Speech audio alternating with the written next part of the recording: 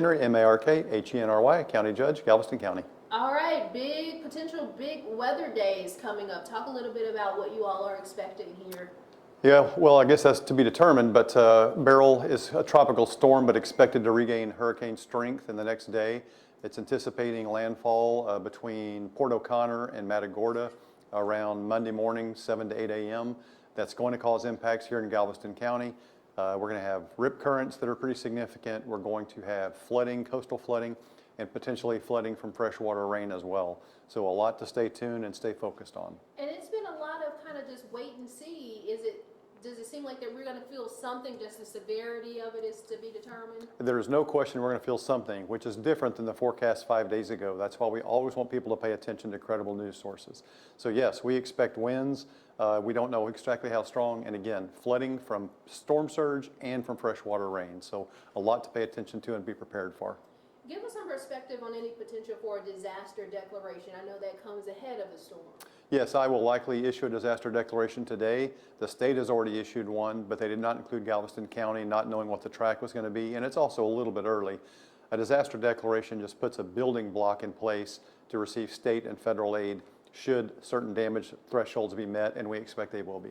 And I can imagine you all are looking at the worst case scenario, best case scenario. Are you able to give us some type of scope of what could be the minor impact or what could be the greatest? Minor impact would be if it were to turn and go west, due west now, which we don't expect to happen, then we'd probably have no impact at all.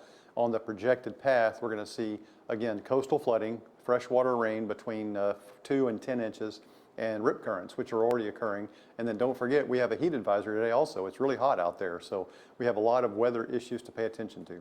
And we're just getting into hurricane season, so this is our first, I guess, go at things, I guess, if you will. Does that make it a little bit more, I don't want to say scary, but does that kind of like set the standard for how we move forward with the year? Not really. We have a pretty seasoned team here. We've all been through many of these before, so we kind of know who we need to talk to and at what point and what needs to be done to make sure we're prepared and then respond appropriately after the storm passes. Galveston's a popular beach. People want to come out and may not think it's as scary or as concerning as it could be. What other piece of advice do you say to folks in addition to just monitoring the weather, but also don't take this lightly? Yes, definitely. Two things.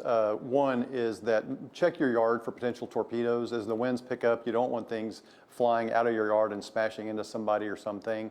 And then people on Bolivar really need to pay attention because there's a pretty good chance the ferry's going to get shut down. And then water comes over Highway 87. So you want to make sure that if you can't stand to be there for a number of hours or possibly a day, you may want to go ahead and go back to where you were going to go when it was all over with to start with. When so many people here for the holidays, not really the greatest time, so you probably have a large population on the island right now. Yes, it's a tourist weekend, so which is great. You know, we welcome tourism.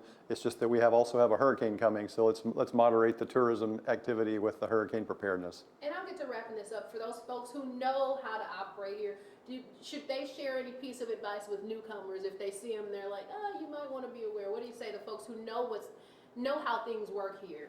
Take these seriously. Hurricanes are not for planning parties. They're for paying attention and having a plan and making a kit and having the potential or the ability to evacuate if necessary. Yeah. And then finally, because it just popped up in my head again, so we're talking about, and forgive me, I'm not well versed on all the lingo. When we talk about storm surges, are we talking about the height of water or waves? That is wave activity that is not normal. So it's not normal tidal activity. It's in addition to normal tidal activity. So for storm surge to come over the road is very normal because there's not a lot of room to start with. So we could have 2 to 3 feet of storm surge in addition to regular tides. All right, Judge. Anything else you think is important to add or anything you just want to drive home to viewers or people who may find themselves in the path? Just stay informed, stay tuned to this station, make sure you know what's going on and can make a quick decision if you have to. Anything else you think I should ask him? I think we're good? Perfect. Awesome. Thank you so much. I appreciate you. Certainly.